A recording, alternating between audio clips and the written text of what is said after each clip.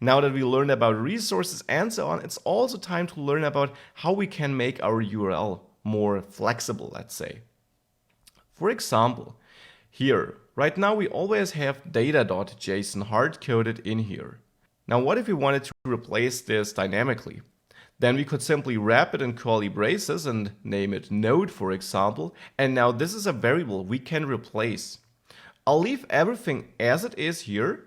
The URL I set up here will overwrite it for the saving action. But now for getting, well, maybe I want to get it from the alternative or the data node. So it would be nice if I could exchange this. Therefore, I will add a new input field above my get data button. Input type form, class form control, type text, of course, and then some line breaks to separate it from the button. And then here I want to bind with vModel to a node property, which I'll of course add here, and which should be data by default. Now I want the user to be able to enter any node here, and of course only if it exists will the HTTP request then be sent to this endpoint and fetch the data from there. So to achieve this, we somehow need to change the way we fetch our data and make this more flexible. Now I will use a resource for this again. So here all I will do is I will say get data, for example. This shall have a method of get. And now view resource generally supports the setup of your URLs as templates. So with flexible parts like this here. If you want to learn more, again, a great start is on the view resource GitHub page. And then there on the root page, actually, you will find this URI templates link, which will take you to this page here, which basically describes this URI template standard, which explains you how you can set up flexible pieces in your URLs, which may be exchanged.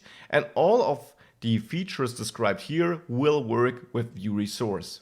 Now we're using the simplest use case here, where we simply have a variable thing in the URL, which we can exchange for some real data. So this case here on the documentation here, but more interesting, this case here in our code. So we need to replace this node variable dynamically. Now we can do this.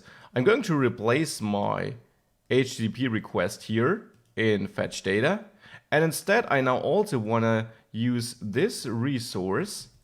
And now it's get data, this new resource I just set up.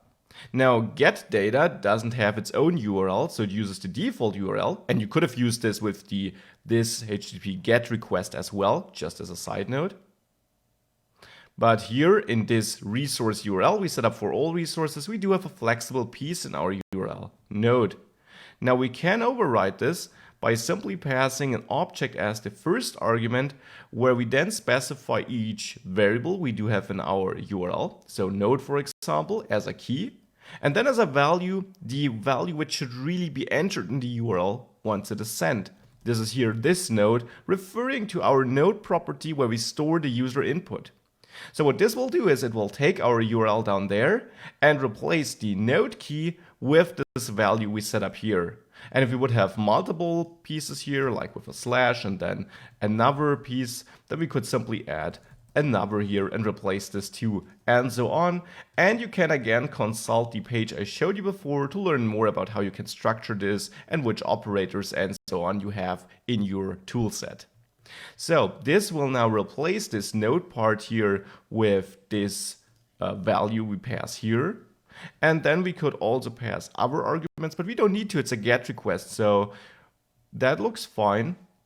Now, of course, we here again want to use then. And basically, I want to use the same code as before. So I'm just going to copy that because that code will work fine. And all I need to do is uncomment this, of course.